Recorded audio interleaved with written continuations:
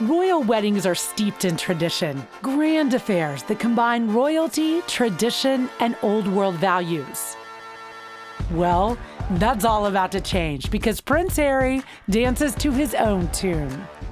Prince Charles to his son Prince William each chose the perfect British princess. Prince Harry took a different route in a very confident, independent, and drop-down gorgeous American named Meghan Markle. All very excited, delighted for them both. William and I are absolutely thrilled. It's such exciting news. Well, the Queen's happy about it. If she wasn't happy, she wouldn't have given her permission. This relationship with Meghan Markle was going to go all the way to the altar. We look at Prince Harry and Meghan and how they came together in a whirlwind romance. It's not about protocol, it's not about the family, it's about the two people who are in love. It's just always nice when someone who seems really cool falls in love and gets engaged. Super excited for her. Just an amazing surprise. It was so sweet and natural and very romantic. He got on one knee. Through expert opinion, we show you preparations from the royal venue to the cake and everything in between. We will also examine past royal weddings and how they compare to Harry and Meghan's. We will also celebrate the big day and discuss the future for this fairy tale matchup. Meghan may not be from the proper bloodlines, but no matter, she has won over the British public and captured the heart of a prince.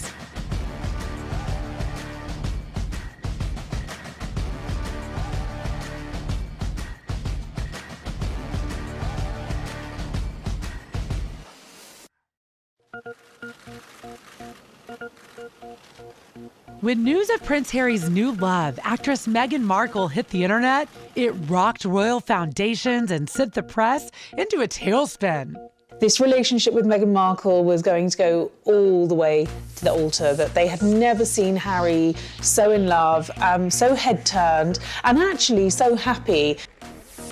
In the absence of any denials from Kensington Palace or royal insiders, the world knew that the Bachelor Prince was serious about his new love. It's an incredible love story, isn't it? An American actress meets Prince Charming. An onslaught of questions began to form about the romance. Where did they meet? How long? And most important, who is Miss Markle?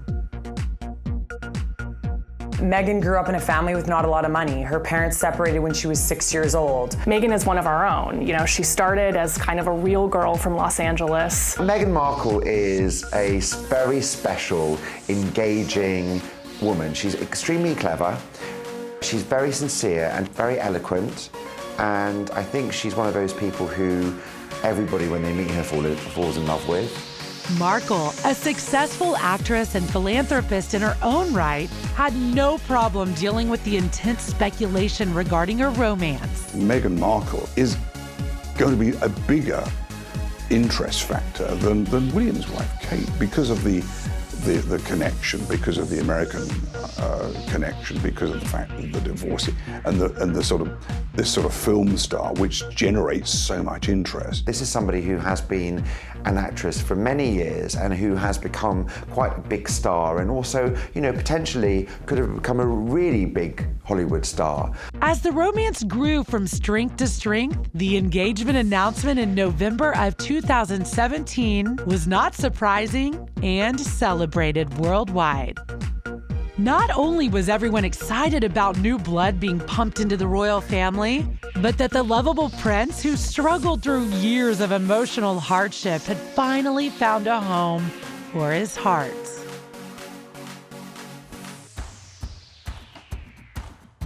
Once labeled the wild royal, Prince Harry was born and raised under the intense scrutiny of global media. I remember the very first day that I went to Sandringham House in Norfolk, which is one of the Queen's palaces in, and I remember sort of walking and being shown into this white room, this royal room in Sandringham by a very attentive butler. And he said, "Oh, it's Inspector Wharf, ma'am, from London." "Oh," she said, "Ken, I don't envy you looking after my children. They can be a bloody nuisance." And at which point, Harry was destamenising this vase of royal lilies on a small table. And William was attempting to play the piano, and William turned round and said, no, we're not, are we, Harry?" And he sort of burbled something as a 3-year-old, fell off this table, followed by this vase of lilies that crashed on the floor. Of course, they get up and run like any kids do.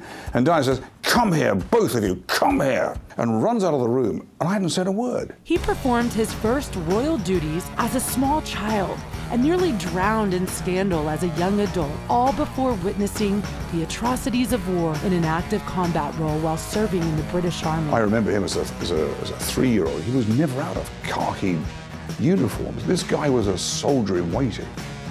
And luckily, he had every encouragement from his father and his mother. I got here on Christmas Eve. Most of the guys were pretty bummed that I was here because nothing was happening for the first few days that I was here, but things are picking up again. But he achieved that. He went to the military academy at Sandhurst. He sort of fought his battle in Afghanistan. But of course, he realized that this wasn't an army life forever because of the risks involved. You know, he himself had to be protected in Afghanistan. And he realized that after the first tour and the second tour, he couldn't really justify that. And the only thing that let him down was the fact that he was a member of the royal family. But there is no doubt that the singular, most painful event in the young prince's life was his mother's death in 1997. The world watched Harry, age 12, walk behind his mother's coffin as the funeral procession wove through London to Westminster Abbey. A lot of people hold Harry in particular affection actually around the world. They remember that image of Harry walking behind his mother's coffin.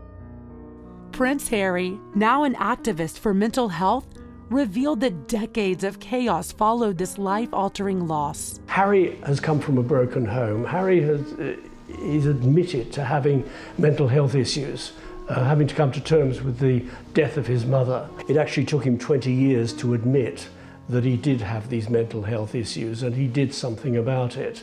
He stumbled publicly, and the world got to see it all.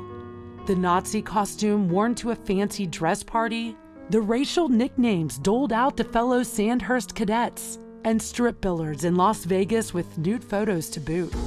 Harry has grown up a lot in the last few years, if we remember the kind of celebrity kind of lifestyle he was living and some of those parties he was going to and those pictures of him that were, you know, less than desirable as far as the Queen was concerned. We've seen Harry struggle throughout the years, you know, whether it's through acting out with drugs or other things. Harry acted out, as most young adults do, except his mistakes were public. He's been sort of a typical teenage boy, a typical young 20-something boy, but he's had to do it in the public eye on the world stage. Even apologies were critiqued and judged. Beyond the paparazzi noise, it became clear that this was not a usual teenage rebellion. Harry was suffering. Harry, in every sense of the word, is a carbon copy of his mother in so many ways. You know, he has that sort of risk element attached to his life. He likes a joke, he gets things wrong, you know, but he learns from his mistakes. You know, I know people have given him a bit of a kicking in the past for the things that in some people's words, brought discredit on the royal family. But he's learned from his mistakes. And in that sense, you know, that gives him that normality, a word that Diana was using often. You know, I just want my kids to be normal. I want to be normal. Who knows what the situation would be, or what the world would be like if she was still around. So, no, there's all sorts of thoughts and emotions that come running through, especially the fact that I was here last in 1993, running around with, you know, Donald Duck and all those characters with her, and now I'm back here, you know, 31 years old.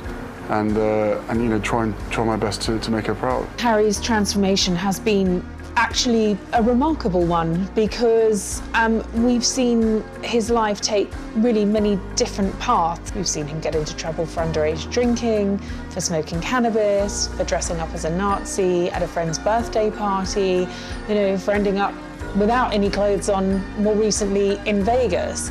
And each time these things happen, the public, I think, forgive Harry, and I think they probably forgive him because he's got a place in all of our hearts. I don't think anyone will ever forget that very, very striking and heartfelt image of him walking behind his mother's coffin. He was 12 years old when he lost his mother.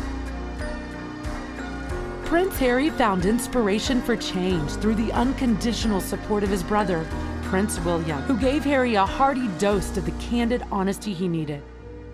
Amidst the turmoil of grief, adolescence, and life as a royal, the influence of Diana's passion for humanitarian work, and specifically HIV, remained with Harry.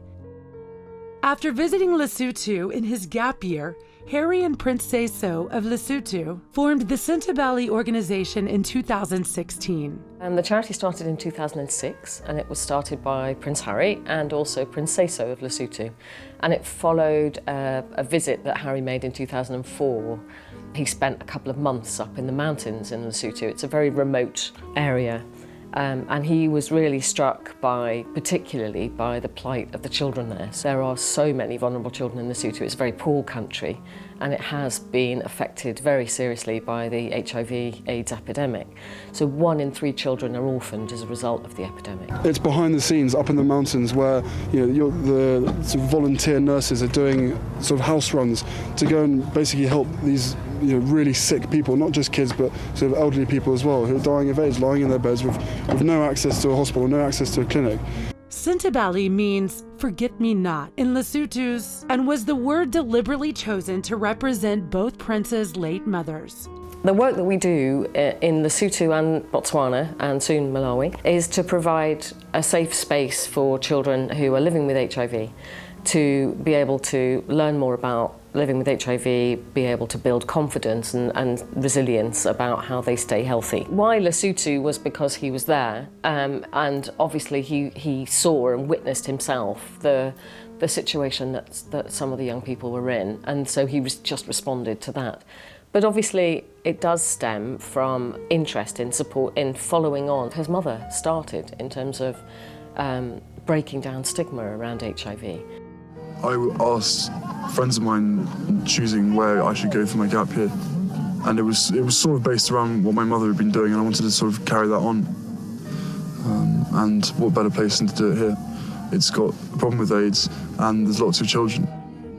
I'm sure she knew this place, but we decided trying to start something slightly new.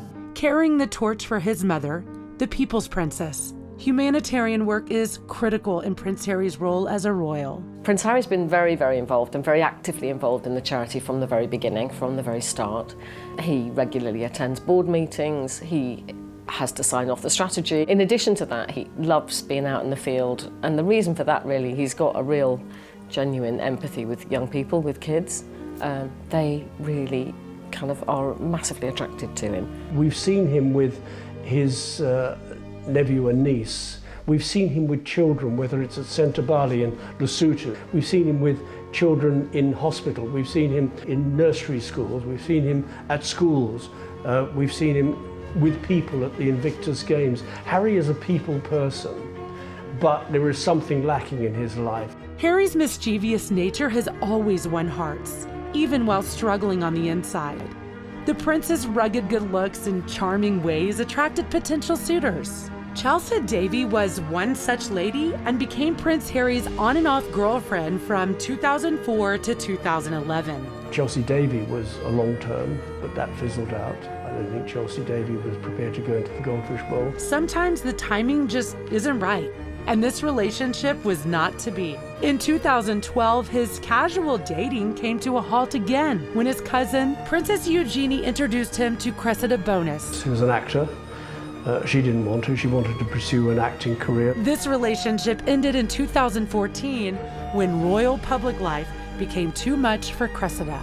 There were points when I think most people thought that the relationship might end with an engagement, but actually neither of those girlfriends wanted the intense spotlight that comes with being a royal girlfriend. They didn't want that level of intrusion in their lives, and ultimately they weren't prepared to make the sacrifice that they needed to make to be with Prince Harry. Through ups and downs, Harry has been able to find himself, and now his soulmate. In 2016, when a friend in Toronto introduced Meghan Markle to a prince, perhaps in some way, the universe knew it was time. I didn't know much about him, and so the only thing that I had asked her when she said she wanted to set us up was, I had one question. I said, well, is he nice? Already a successful actress and well-known humanitarian, 36-year-old Meghan Markle is accustomed to living in the spotlight. But in November 2017, her engagement to Prince Harry triggered an escalation of media attention that the royal-to-be had probably never experienced before. It's the stuff of fairy tales, another fantastical royal wedding to inspire a nation, but sadly, the joy of this pending union has been splintered by the worst of those in the media since the news of their courtship broke. The difficulty, of course, with Prince Harry finding love with a famous actress was exactly that. She was a famous actress. The time that the romance was actually revealed in the papers, I remember she was promoting a clothing line for Reitman's, the Canadian department store, and she was having to do a lot of press around that. Well, how could you do press interviews around a clothing line and people not want to talk about Prince Harry? So I think they realised early on, particularly at the palace, that there was a potential conflict of interest. It's why we saw her posting less on Instagram. It's why we saw her eventually close down her lifestyle blog and eventually give up her career as an actress, which is what she's done to marry Harry. She's going to have to be very careful of what goes on social media now. I mean, it's a royal rule of thumb that there's no selfies. And we saw that in her first day out in Nottingham when she was taking photos with people. She was like, no, I'm not allowed, no selfies. Markle is a biracial American, an actress, and a divorcee. And while most people find this union a beautiful and refreshing reflection on what the 21st century should reflect, it made Markle an immediate target for the dark media, who were quick to release bigoted, racially charged slurs. There's a misconception that because I have worked in the entertainment industry that this would be something I would be familiar with, but even though I'd been on my show for, I guess, 6 years at that point, and working before that, I've never been part of tabloid culture. I've never been in pop culture. You know, Meghan certainly felt that the British press were out to get her. I don't think the press were out to get her as such. I think they were out to find out as much as they could about her. You know, her ex-husband being doorstepped, her mother having reporters turning up asking questions, all of her friends being contacted. I haven't met him, but I mean, I've spoken to Meg a couple of times. They're so happy and so in love, and it's so normal. And it's not a nice experience. It's one that Harry has spoken about and has always recognised. It's the one experience that immediately puts a potential girlfriend off, and of course it would do. That line between public and private life is almost non-existent anymore, and we will continue to do our best to ensure that there is the line. I tried to warn you as much as possible, but I think both of us were totally surprised by the reaction. Internet trolls pounced, and a media storm of sexist and bigoted articles were released. This appalling lack of decency made it impossible not to ponder the similarities between Meghan and Harry's late mother, Diana, Princess of Wales, who was the subject of such intense media scrutiny that most believe the paparazzi caused her tragic death. And those people that caused the accident, instead of helping, were taking photographs of her dying on the back seat. And then those photographs made their way back to news desks in this country. This was all pre-social media. You know, the genuine paparazzis were the guys with a camera around their neck and the sort of Fleet Street mob, you know, the national newspapers. Now we've got this extraordinary social media where everybody with a smartphone is a potential paparazzi. I think I can very safely say, as naive as it sounds now, having gone through this learning curve in the past year and a half, I did not have any understanding of just what it would be like. Nowadays, it's not just the TV we'll be watching, we'll be watching people's social media, we'll be going onto their Instagrams and going onto their Twitter and their Snapchats and their Facebooks to see what their opinion is. You know, it's not just about, in the olden days, you know, in Diana time, you know, before then, you would have a royal correspondent or a fashion expert just saying their opinion. Now you have millions of people's opinions. Not so long ago, Kate Middleton endured similar scrutiny and had to take legal action to protect herself. But this is 2018. Miss Markle is engaged to a man who sadly knows too well the damage an obsessive media can inflict. I think that Harry's probably being pretty cool throughout this whole ride. He's experienced that sort of back and forth of not totally being ready for this royal family and the living under the microscope in the way that he has had to. And I think he's probably been a really great coach and mentor for Meghan through this to kind of prepare her for what she's about to experience. It's not just, of course, her career. In terms of what Meghan is going to have to learn, she's going to have to learn who her friends are. She's going to have to learn who she can trust. She's going to have to get used to having a protection officer 24/7. She's going to have to get used to everything in her life. Absolutely everything, from what she wears, to who she's seen with, to where she goes for her facials, to being photographed absolutely everywhere in every situation. I think you can have as many conversations as you want and try and prepare as much as possible, but we were totally unprepared for what happened after that. It's funny because Harry can relate to that. When he was bad boy Harry, 3-4 years ago, he started up a fake Facebook account. He was Spike Wells, and that's how he met these girls in Vegas. And, the palace had to shut that down. This time, Buckingham Palace's response was direct and swift when it came to the defense of Meghan Markle. They called out the dark media and put a swift end to their trolling. However, with Meghan having experience in Hollywood, this sort of scrutiny was an everyday occurrence for her. Not only could she handle negative comments on various social sites, but she was a pro with the paparazzi and media. I think the reaction to Meghan is getting better in the press. I think it was ugly to begin with. I think the press in the UK really went hard on her. And Meghan pointed that out in her interview that she had with Harry. She said, I don't even read it anymore. I think we were just hit so hard at the beginning with a lot of mistruths that I made the choice to not read anything, positive or negative. I think Meghan is used to tabloid spreads. I think the fact of the matter is she has modelled, she has been an up-and-coming actress who's did very well. She's done probably some things that she regrets in the past. She's been married for one, which is a big story. She's divorced. The headlines have already been out there for her, so I don't think really anything can faze her. We think that Meghan, soon to be the Duchess of Sussex, has far more to offer the royal family than the critics are crying about. I think you're going to see with Meghan a bit of magic, I think, to the royal family, that sprinkling of stardust. Meghan Markle is the epitome of a true Californian, born and raised by her Emmy Award-winning father and her mother, a social worker and yoga instructor. Meghan grew up in a family with not a lot of money. Her parents separated when she was 6 years old. Her dad actually won the lottery when she was 9 for $750,000 US, which allowed Meghan to go to Northwestern School just outside Chicago, which is an amazing university. Had that not happened, she would have never had that opportunity. But I bet you, Meghan still would have been where she is today had she not gone to that university. Meghan is one of our own. She started as kind of a real girl from Los Angeles. She went to Northwestern, where she majored in theater and international relations. And then obviously she became a TV star, but she was still fairly below the radar for people that didn't watch Suits. So with Meghan, there is this sense of a real girl just like us, married into the royal family and ascended to this lofty position. Her heritage and a relatively privileged West Coast life seem to have given Meghan a unique lens through which she navigates the world. It's plain to see that she's worked tirelessly to carve out an incredible, successful career with grace and elegance long before meeting her prince.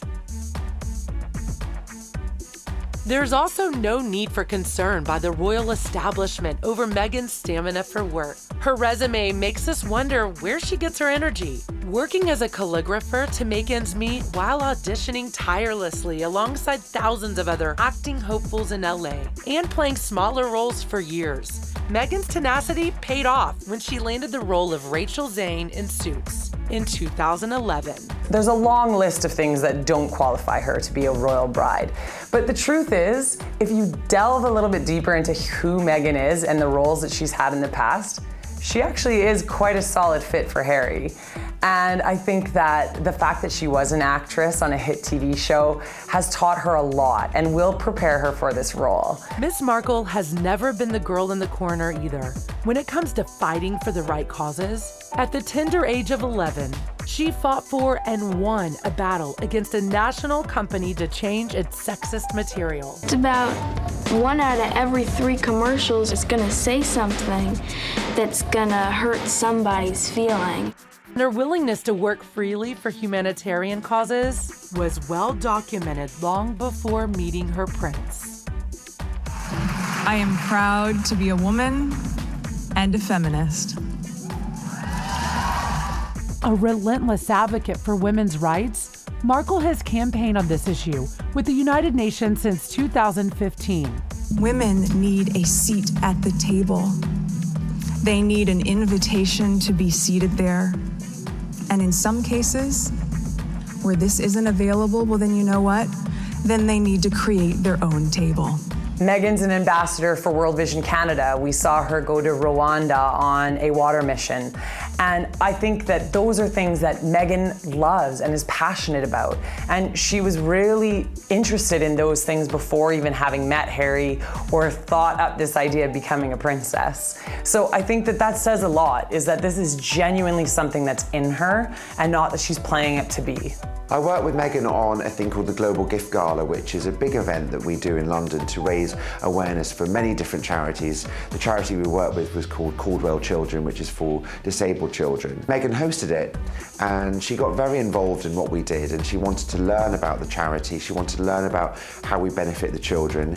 It appears that Meghan will fit right into life as a royal, and bringing her grace, poise, and proven work ethic and a seemingly inherent desire to help others. Both of us have passions for wanting to make change for good, and with lots of young people running around the Commonwealth, that's where we're going to spend most of our time, hopefully. And it was really one of the first things we connected on. It was one of the first things we started talking about when we met, was just the different things that we wanted to do in the world and how passionate we were about seeing change, I think.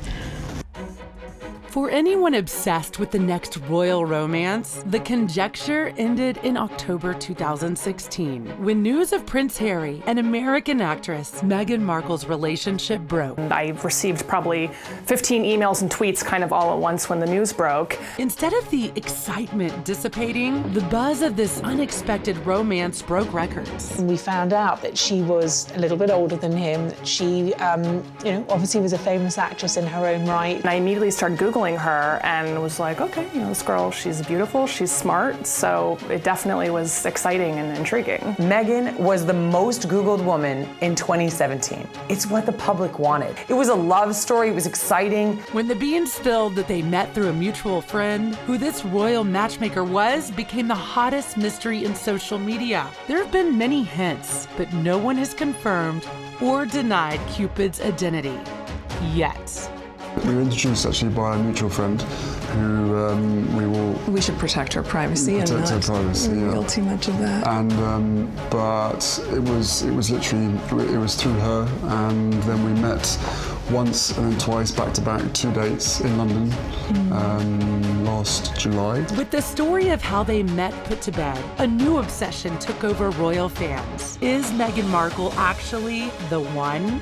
It was, I think, about 3, maybe 4 weeks later that I managed to persuade her to come and join me in Botswana. Right off the bat, he took Meghan with him to Botswana to celebrate her birthday and experience his glamping. Then, in 2016, it became apparent that this relationship was significant. According to Royal Watchers, when Harry took Meghan to his best friend's wedding in Jamaica, gossip turned into a genuine buzz.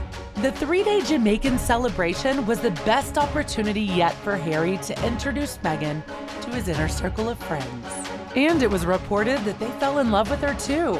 The romantic occasion provided the perfect opportunity for the pair to show their affection for one another. We had a good 5-6 months almost with just privacy, which was amazing. Very early on, when we realized we were going to commit to each other, that we knew we had to invest the time and the energy and whatever it took to make that happen. I don't think you've had any idea what time zone you've been on for the last year and a half. No. Coming over here 4 days or a week and then going back and then straight into filming the next day, 4 a.m. wake-up calls on a Monday, yes. Straight into set. The media broke into a frenzy when word got out that the couple would be making their first public appearance together at the 2017 Invictus Games, a major sporting event for wounded veterans initiated in 2014 by Prince Harry. 1 week ago, I told you that you needed to be ready, but even I could not have been ready for the scale of what we witnessed at these games. The Invictus Games are a personal and important event for him. So when Harry invited Meghan's mother, Doria Radland, to join them at the closing ceremony, it was clear that this romance is the real deal and that Harry had Doria's blessing. It's just how differently they're doing things, and whether it's that sort of very unusual show of affection at the Invictus Games, where Harry kissed Meghan not just in front of his future mother-in-law, but in front of the world. The speculation changed course. Now everyone wanted to know when and how a proposal would occur. But importantly, was Meghan going to be accepted by the royal family? And was the Queen going to permit such a union? I think the Queen's definitely excited about this. I think if anything, she's just more excited about the fact that Harry's finally going to now be off the market. I think there's no reason to think the Queen wouldn't be anything other than delighted about this marriage. She's a devoted grandmother. She played a critical role in Harry's life as a young man after Diana's death. Let's be honest, she's in her 90s, so she wants to make sure that everything's right before she goes. And I think she's doing it really well. She's become much more progressive, she's become much more relatable, she has allowed things that potentially might not have been allowed before to happen. She understands too that if the royal family is going to carry on, that we need to see them being modernised. We need to feel that we can actually be a part of their lives. Meghan had already met Prince Harry's father, Prince Charles, and his wife Camilla. She was now good friends with Prince William and Catherine, Duchess of Cambridge. I've been seeing her for a period of time where I literally didn't tell anybody at all. And then William was longing to meet her, and so was Catherine. So, they're being our neighbours. We managed to get that in quite a few times now. And Catherine's been absolutely wonderful, amazing, as is William as well. Fantastic support. And then my father as well. We had a couple of, no more than that. We had a handful of teas and meetings, and we've just had a really nice time getting to know them and progressively helping me feel a part of not just the institution, but also part of the family, which has been really, really special. The breaths were held at the prospect of meeting the Queen. We didn't have to wait long. When Harry whisked Meghan away on a birthday holiday to Botswana, the couple returned and made a beeline for Balmoral. The consensus is that it was at this summer residence of the Queen that Prince Harry was able to make a formal introduction to the 91-year-old monarch. It's incredible, to be able to meet her through his lens, not just with his honor and respect for her as the monarch, but the love that he has for her as his grandmother. All of those layers have been so important for me, so that when I met her, I had such a deep understanding and, of course, incredible respect for being able to have that time with her. And we've had she's an incredible woman. As the couple's relationship blossomed, sweeping changes were coming for Miss Markle and her 7-year stint playing Rachel Zane, the feisty paralegal in the hit show Suits. The show's creator, Aaron Korsh, and his writers carefully planned for what they saw as inevitable. They gradually wrote Rachel Zane out of the series. It's a new chapter, right? And also keep in mind, I've been working on my show for 7 years. So we were very, very fortunate to be able to have that sort of longevity on a series. And for me, Once we hit the 100-episode marker, I thought, you know what, I have ticked this box, and I feel really proud of the work I've done there, and now it's time to, as you said, work as a team with you. Yeah. The anticipation of an engagement continued to build, and finally, a formal announcement by Clarence House was made. Meghan Markle would become a member of the British royal family. And tell us, how did you propose? Was it romantic? The occasion itself will generate global television audiences, news items. Already they're planning it. We're already, 5 months away. It is not lost us that a significant person is missing from this happy event. I spoke to a veteran royal reporter who spent years photographing Diana, who took the very first pictures of Meghan and Harry kissing at the polo last May. He said he hadn't taken pictures like that of the royals since Diana. Diana, Harry's mother, has striking similarities with Meghan Markle, and Harry thinks they would have been great pals. She would be over the moon, jumping up and down, so excited for me. But then, as I said, would have probably been best friends with Meghan's. Diana would have liked the way that Harry had grown up. I mean, obviously, he was in his early teens when, sadly, his mother died in that tragic accident in Paris. But, he survived that. He, as a young lad, walked behind his mother's coffin, in front of the sort of world's media. And he talks about it openly now. And so in that sense, his mother would have been exceptionally proud of him.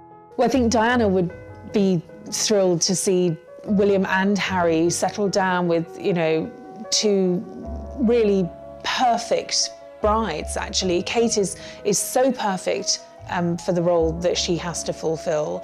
And I think Meghan's, going to be a great success at all. And she's already proved to be very suitable in so many ways. They make the princes happy, and I think that's probably more important to Diana than anything else. She said she wanted them to marry for love. Diana was a very hands-on individual. So in that sense, would have been delighted with the way that William had found his love, his wife at university.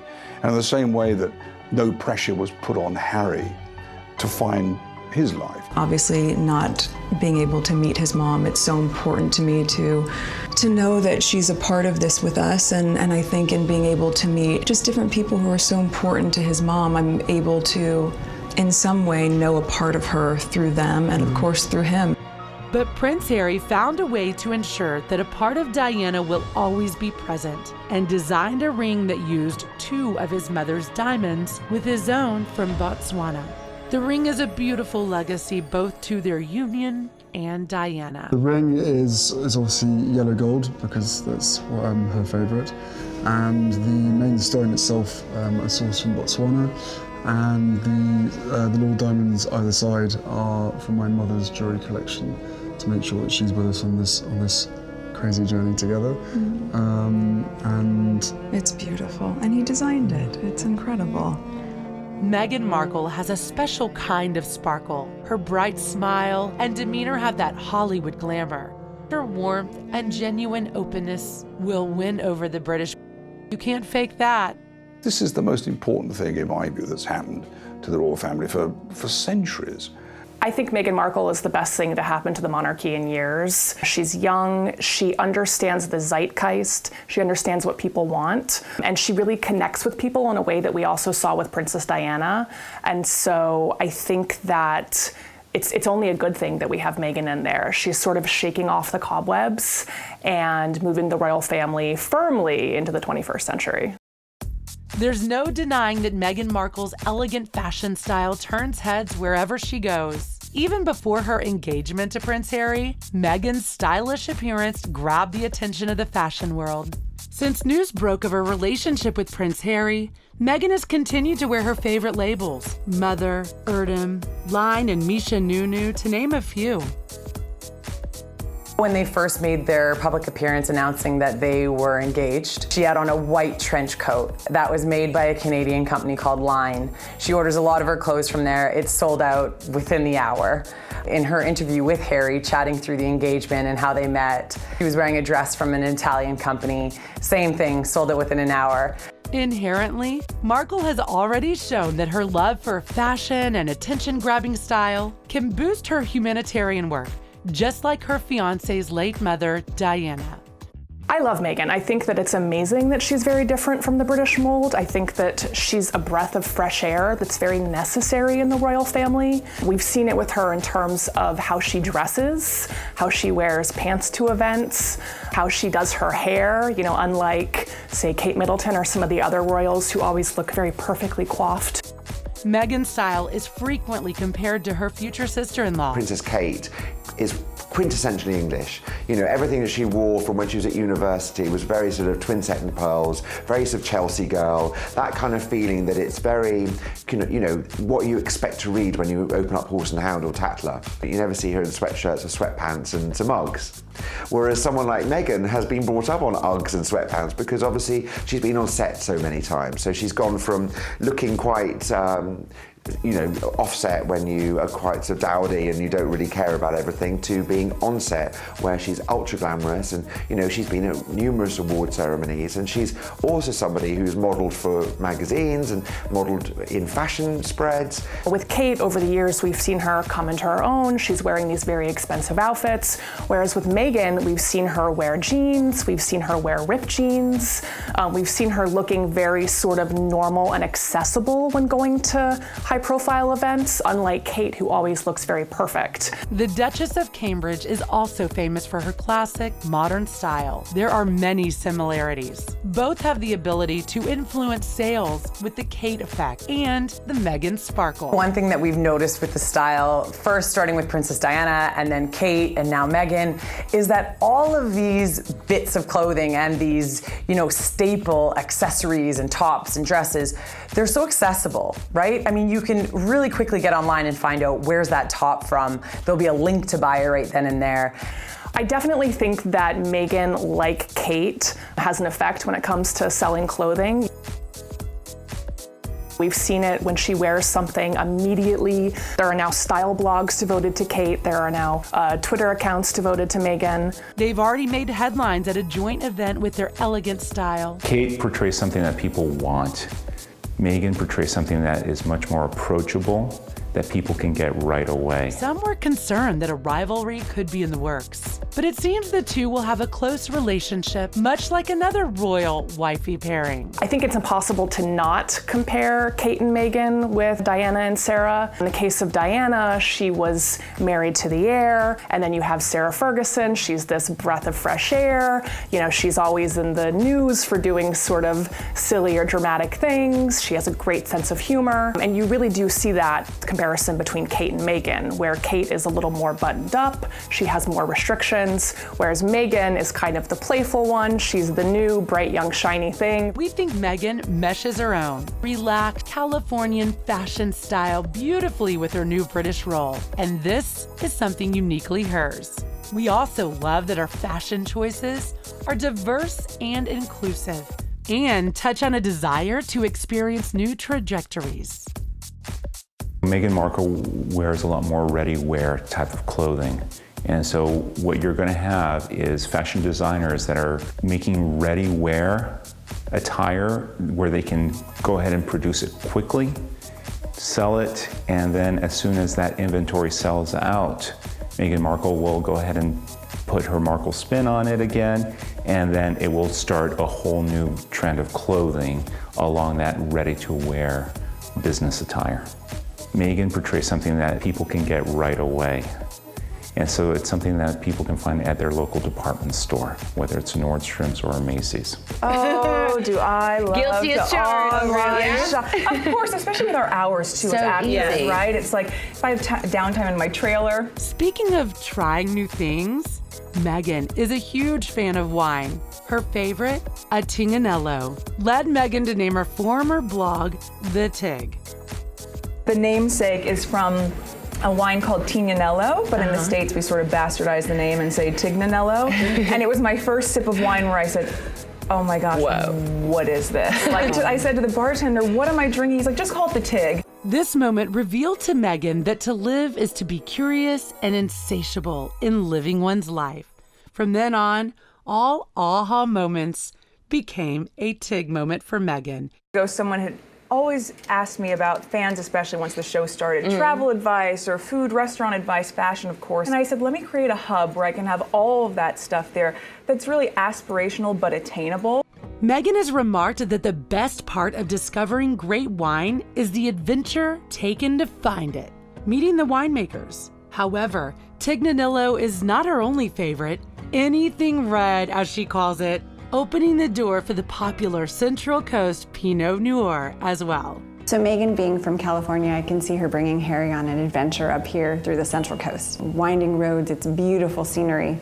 So I can see them coming, kind of finding the different spots that they like. Pinot Noir is a varietal, and it is one of those grapes that is very engaging and captures your.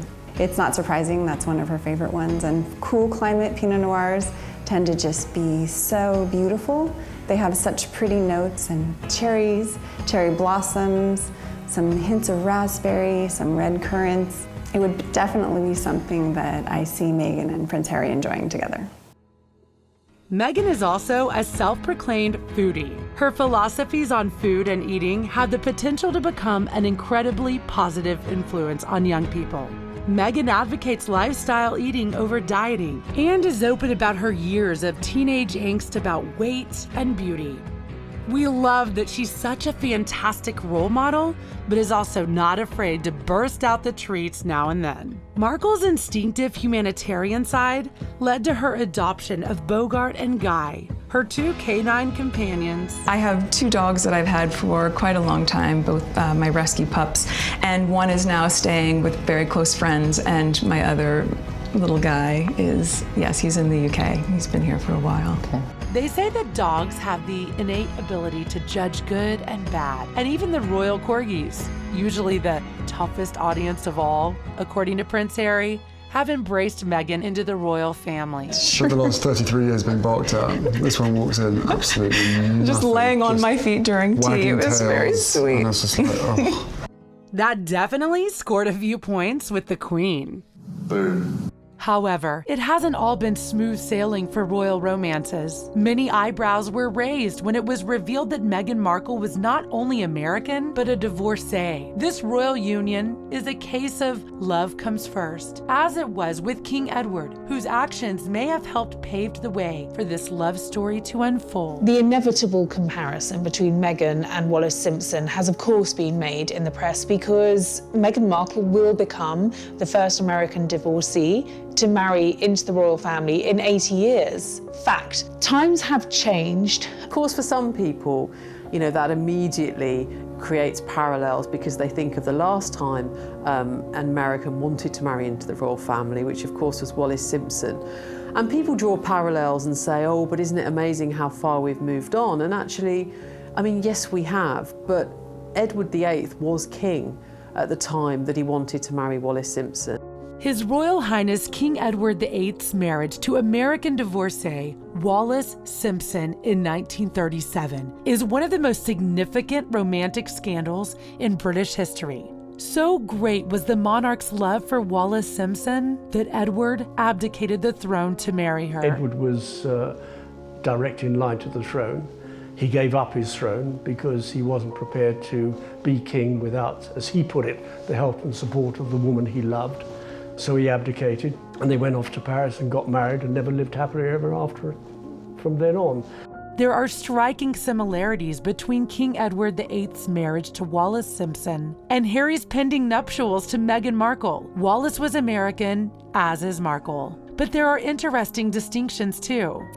Harry is fifth, soon to be sixth in line to the throne, so it's far less significant the fact that he's marrying an American actress, a mixed race actress, a woman who's 36 and been married before.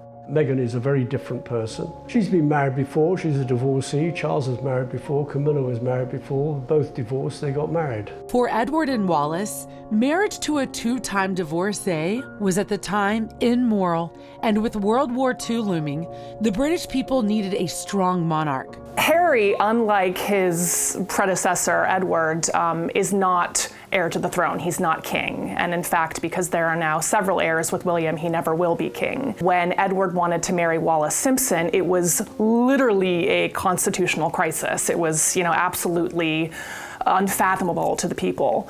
In terms of Harry wanting to marry Meghan, he's 5th or 6th in line for the throne. He's way down the line. There isn't really the worry that we'll have an American queen on the throne. So I think that Harry has a lot of flexibility and freedom in being able to marry for love instead of having to have an eye toward duty. A lot of comparisons are being, floated about Edward VIII and Wallis Simpson. Well, of course, that was in the 1930s, 1936. We're looking at a totally different royal family then. This was a non-starter. But then, Wallis Simpson was a divorcee, and there was some interesting history around that time. But the royal family have progressed, following his abdication. The responsibility of the monarch was to the Church of England, and the church had no time for a divorcee as future queen.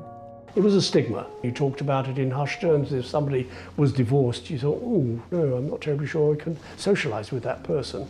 It's no longer a stigma. It's a fact of life. People get married, they don't like each other anymore, they get divorced. We've moved a long way from the days in the 1930s when divorce was frowned upon by the Church of England. Britain's royal past is intimately bound with religion. Even Meghan Markle in 21st century Britain was baptized before her wedding day. But no other union rocked a nation to its spiritual core than that of King Henry VIII and Anne Boleyn in the 1500s. King Henry, already married to Queen Catherine of Aragon, decided Anne would be his and plotted to have his marriage to Queen Catherine made void. Rebelling against the Pope's intense opposition, King Henry married Boleyn in a secret ceremony. This marriage changed the religious culture of England forever. The Church of England came under the stewardship of the monarchy, and Roman Catholicism lost its footing.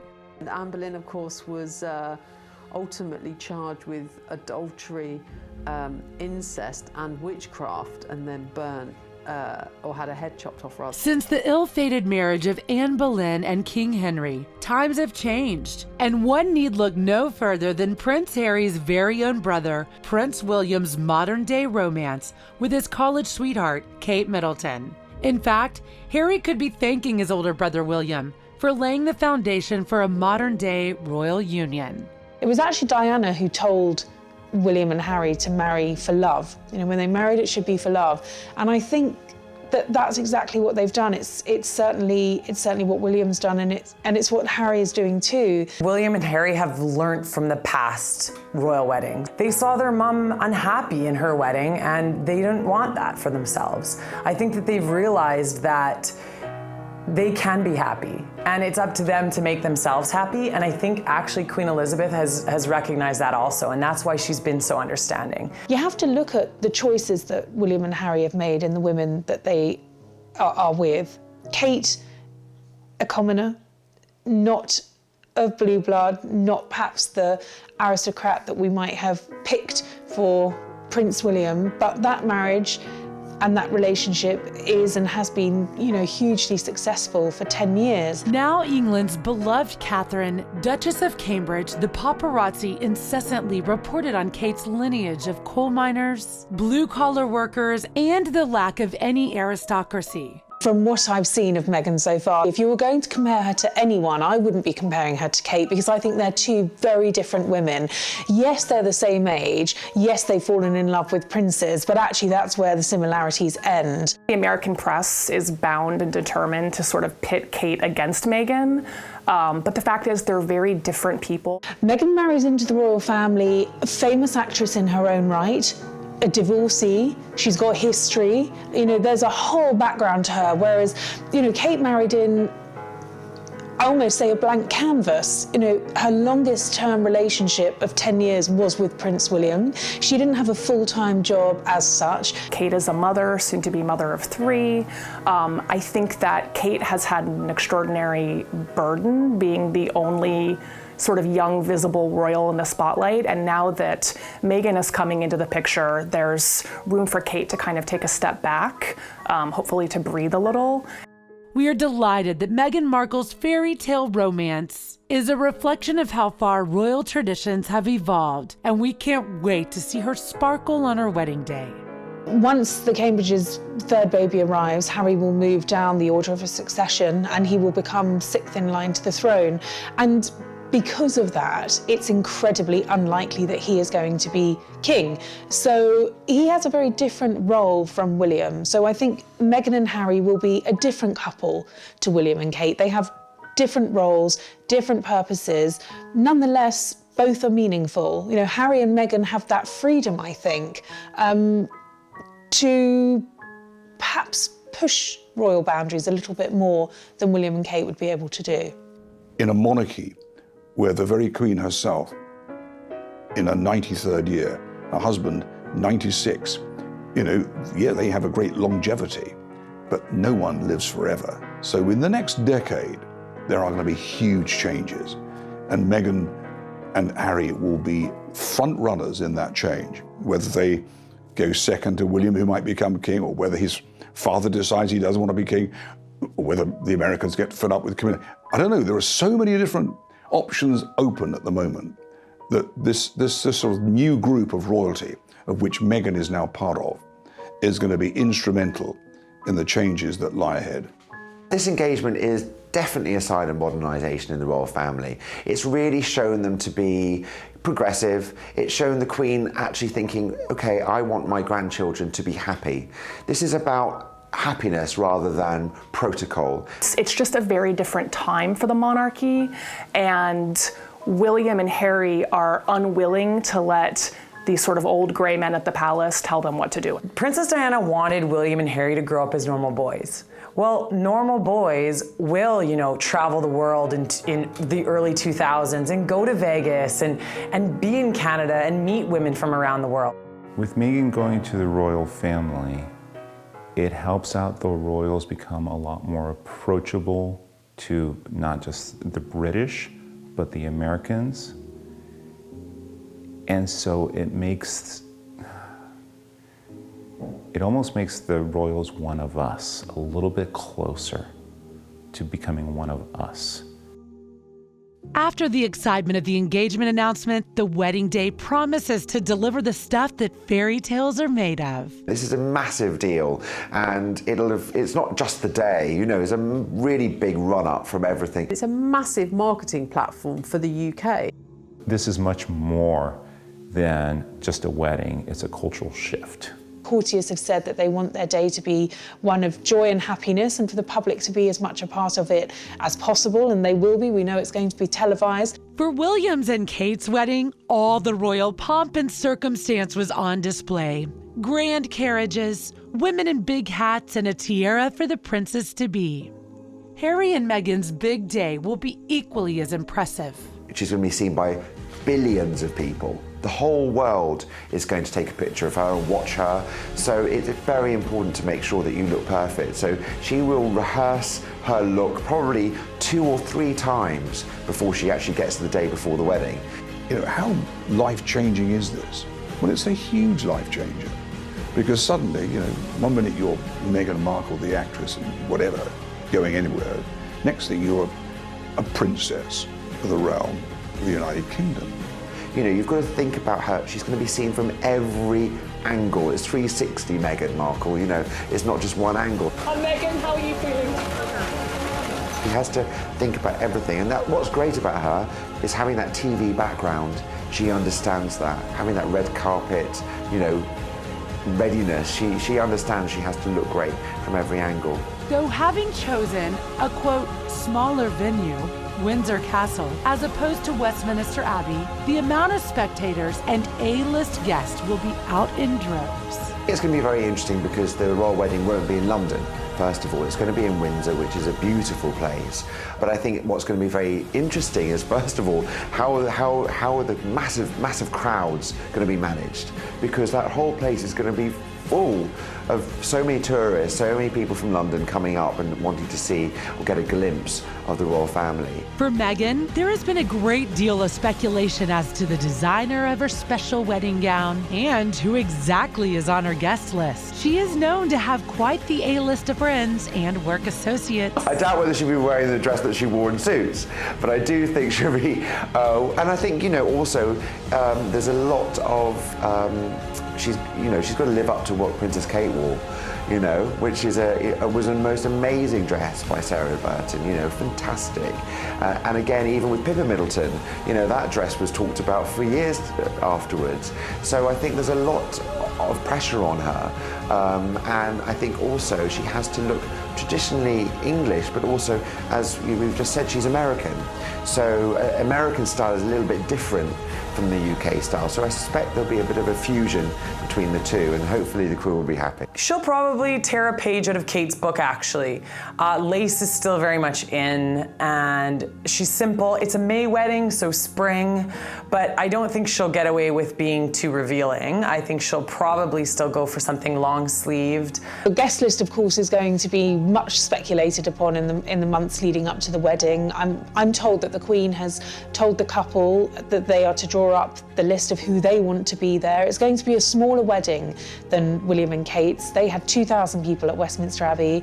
Meghan and Harry will have 800, which is still a sizable wedding. And of course, it's going to be fascinating to see who turns up. Meghan will bring that sort of injection of Hollywood. I'm sure we will see some of her co-stars from Suits and actor friends from, the years that she's worked in Hollywood. Of course, she's got very famous friends. She's close to Serena Williams, she's close to Boris Becker. Harry's got famous friends. Elton John is incredibly close to Prince Harry. I suspect that Obama will be at the wedding, which will be quite interesting because he will be there and Trump won't be there. Harry and Meghan are also causing a few headaches for the royal guard. Expect to see a few detours from the traditional wedding do's and don'ts. The rumor on the street is that Meghan is going to be giving a speech at her own wedding, which is a big protocol no-no. Regardless of what it took to arrive at this point in Harry and Meghan's relationship, one thing is for certain, that on May 19th, 2018, a Disney fairy tale will come to life as a prince turns a lovely young lady into a real-life princess.